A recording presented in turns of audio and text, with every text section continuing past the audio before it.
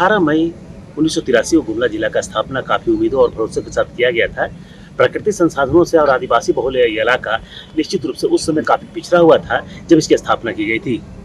हर एक वर्ष 18 मई को एक विशेष कार्यक्रम का आयोजन करके गुमला की बदलती तस्वीर को दिखाने की कोशिश की जाती है, लेकिन इस बार जो गुमला जिला का स्थापना दिवस का कार्यक्रम हुआ वो निश्चित रूप से अपने आप में अनोखा कहा जा सकता है। इस कार्यक्रम में अक्सर वैसे लोगों को बुलाया जाता है जो वर्तमान में पदाधिकारी होते हैं या फिर कोई राजनेता होते हैं, लेकिन पहली बार लोगों के सामने उस तस्वीर को प्रस्तुत करने की कोशिश की गई है जो पुराने समय गुमला हुआ करता था। गुमला जिला के 2 वरीय पदाधिकारी जो अब सेवानिवृत्त हो चुके हैं, जिसमें एक एसपी रह चुके उपेंद्र कुमार सिंह और एक डीसी रह चुके गौरी शंकर मींज को आज मुख्य अतिथि के रूप में यहाँ बुलाया गया। दोनों ने जिस तरह से अपनी बातों को रखा है उस तरह से स्पष्ट लगता है कि गुमला की वो तस्वीर आज जो देखने को मिलती है शायद वो तस्वीर उस समय नहीं रही होगी। गुमला विकास के दौर में लगातार आगे बढ़ रहा है, सुदूरवर्ती ग्रामीण इलाकों में विकास की योजनाएं पहुंच रही है, जिसका परिणाम ये है कि अब गुमला की तस्वीर बदलती हुई नजर आ रही है। उन दोनों पदाधिकारियों की जुबानी हम सुनना चाहेंगे कि आखिरकार गुमला की वो तस्वीर कैसी थी जो आज बदलती हुई नजर आ रही है। जो छोटा सा कार्यकाल था उसके बारे में कुछ शेयर करना चाहूंगा आपको। माननीय रघुवर राजीव मुख्यमंत्री थे और माननीय राजीव गौबा जी मुख्य सचिव हुआ करते थे। एक बार उनका जिला का दौरा हुआ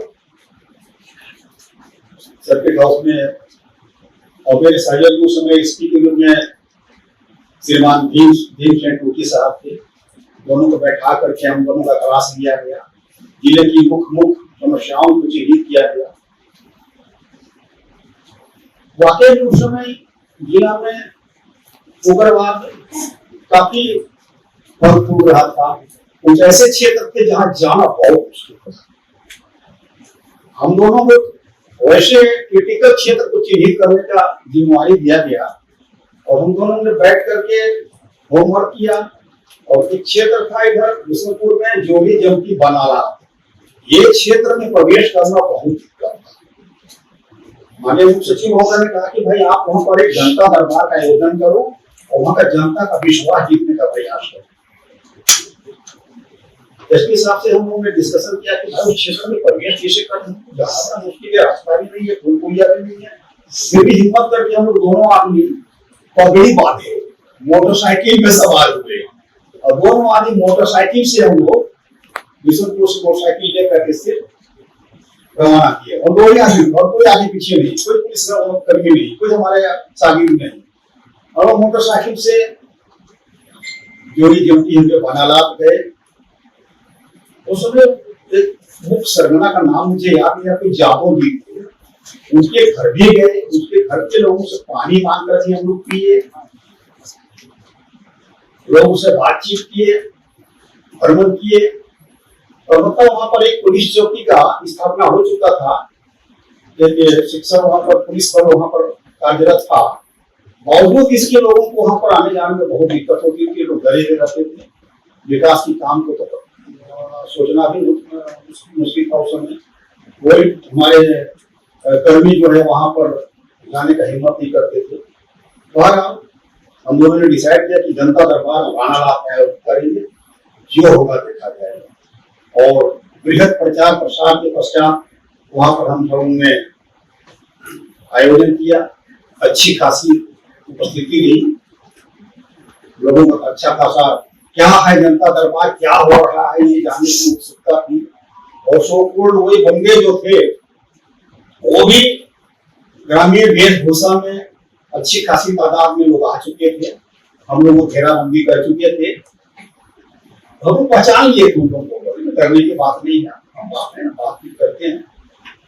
और क्योंकि मैं यहाँ का लोकल आदमी था, उरांव, नागपुरी, शाहदरी, हिंदी सारा भाषाओं को मुझे बोल सकते थे, तो सारी भाषाओं में मैं उद्बोधन करके सबको कन्विंस किया। बड़ी जोरदार सवाल जवाब हो रहा था उस क्षेत्र से। मुरेखा बांध के लोग बैठे हुए थे। क्योंकि माओवादी है तो कुछ लेफ्टिस्ट मेंटालिटी के होते हैं, उन लोगों का बोली, उन लोगों का क्वेश्चनायर, उन लोगों का कुछ और एक्टिविटी अलग अंदाज लगता है कि वो साधारण आम आदमी नहीं हो सकता है। बहरहाल 2-3 घंटे के जद्दोजहद बहुत शांतिपूर्ण ढंग से जनता दरबार को हम लोग संपन्न कराए। कोई दिक्कत नहीं हुआ, वहाँ खाना भी खाए, आराम से हम लोग और फिर चले आए। और उसके बाद वहाँ एक मानववाद एक्शन प्लान हम लोगों ने बनाना शुरू किया उस क्षेत्र का सर्वांगीण विकास के लिए, और उसका बीड़ा उठाया और एक एक्शन प्लान बना, और एक्शन प्लान में काम स्टार्ट हुआ। बीच बीच में माननीय मुख्य सचिव, माननीय डीजीपी साहब और भी तमाम राज्य स्तरीय वरीय अधिकारीगण बीच बीच में एक दो बार आए भी, स्पोर्ट पर गए, समीक्षा किए, संतुष्ट हुए, कुछ मार्गदर्शन दिए। और हमें लगता है कि अब उसके बाद मेरा ट्रांसफर हो गया, बाद में मेरे बाद आने वाले अधिकारियों ने उसको अमली जामा पहना करके, हमें लगता है आज के जो बनाना जाने में कोई दिक्कत नहीं होती। वो समय बहुत दूर तक बहुत ही कठिन था। मैं एसपी के रूप में था उस समय। पुलिस की सबसे जो बड़ी समस्या थी, या यूं कहिए कि एकमात्र समस्या थी, उग्रवादी उन्मूलन, जिसकी थोड़ी चर्चा उपायुक्त महोदय आपके सामने कर चुके हैं। यह सही है कि यह प्रकृति की गोद में बसा हुआ एक अनूठा शहर है या जिला है, लेकिन ये गुमला जिला जो है सो बहुत पूर्व से ही वीरों की भी भूमि रही। 1887 में एक सरदारी मूवमेंट जारी हुआ था, जिसमें यहाँ के किसानों ने अपने जमींदारों को टैक्स देना बंद कर दिया था और उसको सरदारी मूवमेंट नाम दिया गया। उसमें खास करके हमारे जो ट्राइबल उरांव और ये मुंडा लोग थे, उनका उसमें बहुत बड़ा योगदान था। सरदारी मूवमेंट के बाद बिरसा उरांव जी का ये जो है सो क्षेत्र उनके कारण इतना अधिक प्रभावित हुआ कि बिरसा मुंडा जी ने आंदोलन में नारा दिया कि चूंकि ये जो जमीन हम लोग लिए हुए हैं, ये किन्हीं की जमीन नहीं है, ये हम लोग फॉरेस्ट को, जंगल झाड़ जो छोटा मोटा था, ये सब काट करके इसको हम लोगों ने उपजाऊ बना लिया है, इसलिए इसके लिए टैक्स हम लोग क्यों दें। यानी सरदारी मूवमेंट का वो अपग्रेडेड वर्जन था बिरसा मुंडा जी के समय में, और वो जो है सो गुमला जिले में बहुत ही फला फूला और लोगों ने विद्रोह करके इसको टैक्स देना बंद कर दिया गया। उसके बाद 1914 में बिशुनपुर ब्लॉक के थे जतरा उरांव जी, उन्होंने एक रिलीजियस मूवमेंट शुरू किया जिसका नाम था टाना भगत मूवमेंट। और सोचिए उनकी क्या दूरदर्शिता थी उस समय 1914 में, कि वो जो टाना भगत मूवमेंट था रिलीजियस मूवमेंट के पीछे जो हम समझते हैं उनकी एक साइकोलॉजी होगी कि एक ऐसा ही रिलीजियस ऐसा विषय है जिसके आधार पर अधिक से अधिक बिना कम प्रयास से लोग जुट जाएंगे। तो उन्होंने टाना भगत मूवमेंट शुरू किया, और वो मूवमेंट था नन कोऑपरेशन। क्या था, कहीं कोई हिंसा की उसमें बात नहीं थी, पूर्णतः नन कोऑपरेशन है। आज भी हमारे जो टाना भगत लोग हैं वो सब वही गांधी जी के जो असली शिष्य कहे जाते हैं वही। तो ये जो भूमि है ये वीरों की भी भूमि रही है, इसमें कोई दो मत नहीं है। आपने देखा कि दोनों पदाधिकारियों ने अपनी अपनी बातों को रखा है। गुमला जिला एक बृहद जिला है जहां पर आदिवासी बहुल इलाका होने के साथ ही साथ यहाँ पर घोर गरीबी और कहीं न कहीं भूखमरी की स्थिति देखने को मिलती है। विभिन्न तरह के आदिम जनजातियों के साथ ही साथ आदिवासी समुदाय के कई प्रजातियां यहाँ रहती है, बावजूद इस इलाके का विकास न हो पाना निश्चित रूप से इस इलाके का बहुत बड़ा दंश रहा है।